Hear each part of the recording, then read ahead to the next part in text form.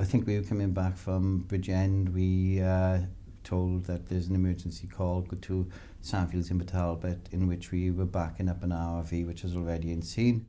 We made our way there, and from the RV there, sitting next to the patient, who we were told had a gentleman in his 50s who had long-term issues with chest infections which hadn't resolved. We were told also that when the patient went up to get a glass of water, he fell and possibly had a fit, but he hit his head when he fell. There's a small laceration on his head.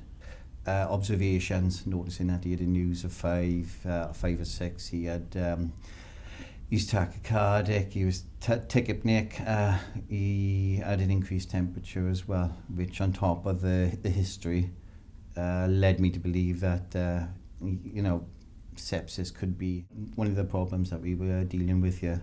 We got him onto the back of the ambulance, and I started giving him fluid therapy. The increased temperature was responding to the paracetamol the RV had given him, and we were just monitoring the symptoms, which weren't getting any worse. And the knowledge I'd gained over the time that it's more of a long-term problem with the sepsis. The short-term problem being the infection, which could be treated with antibiotics, but he needed to approach the issue of the sepsis, which I did with the fluids. These are things I've learned they would have done in the hospital anyway, but starting it early on the ambulance before I got there. They knew they had to screen for sepsis anyway because of the news score, and I just let the nurse know, and they got on with what they had to do.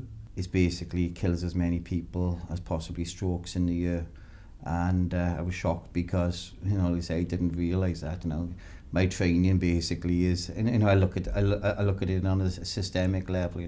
Apart from trauma, where you got, if it's respiratory, you just treat the symptoms, whether cardiac, diabetic, but realising that what goes on after you drop them off at hospital, your treatment could have a bearing on long term if you start the treatment straight away.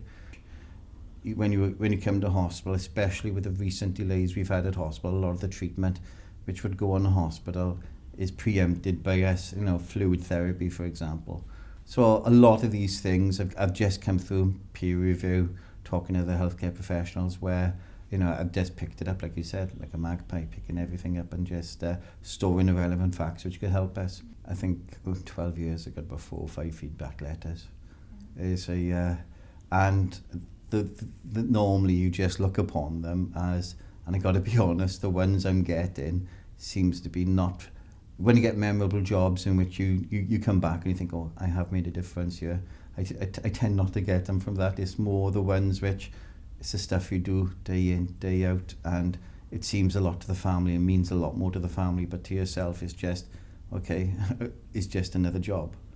So I'm grateful for them. But in this instance, we worked as a team, the RFE did his bit, and myself and my colleague just did what we would normally do. If the next patient I suspected sepsis, I would do exactly the same thing.